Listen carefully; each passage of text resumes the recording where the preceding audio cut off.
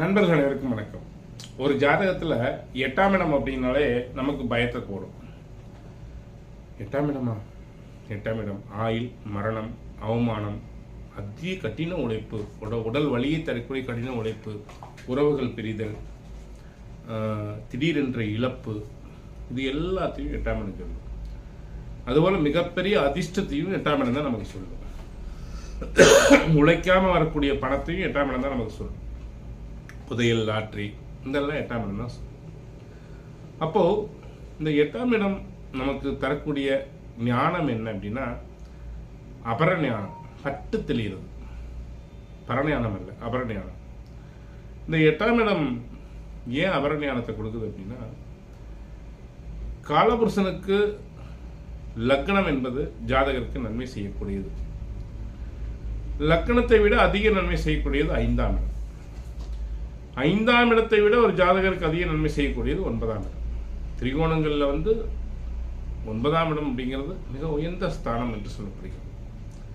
இந்த 9ஆம் இடம் ஜாதகருக்கு தெய்வ அனுகூலத்தையும், அவர் எந்த வேலை செஞ்சாலும் அந்த வேலைக்கு தெய்வம் அனுகூலமாக இருக்கக்கூடிய அமைப்பு கொடுக்கும். அதனால தான் இந்த 9ஆம் இடத்தை தந்தைக்குரிய ஸ்தானம் சொல்லுவோம். நம்முடைய உடல் பகுதியில் தொடைப்பகுதியை சொல்லுவோம்.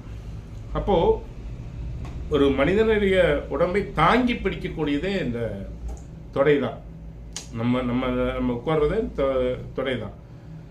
அதுபோல் இந்த 9ஆம் பாகம் நம்மை தாங்கி பிடிக்கக்கூடிய ஸ்தானம்.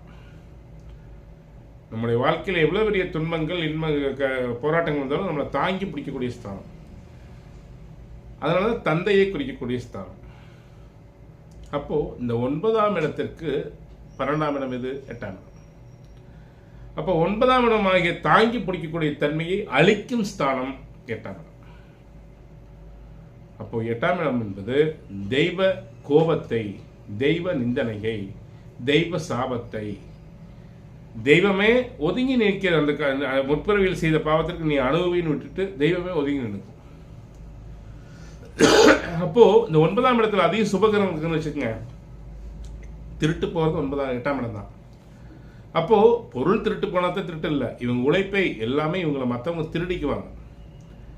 இவங்களுடைய உழைப்பு, இவங்களுடைய நேர்மை, இவங்களுடைய எஃபெக்ட் எல்லாமே மற்றவங்க திருடி உறிஞ்சி வாழ்வாங்க. மற்றவங்களுக்கு பயன்பாடாகவே இவங்க வாழ்க்கை போயிடும். தங்க வாழ்க்கையில் ஒரு சந்தோஷம் அனுபவிக்க முடியாத சூழ்நிலை கொடுத்துருது.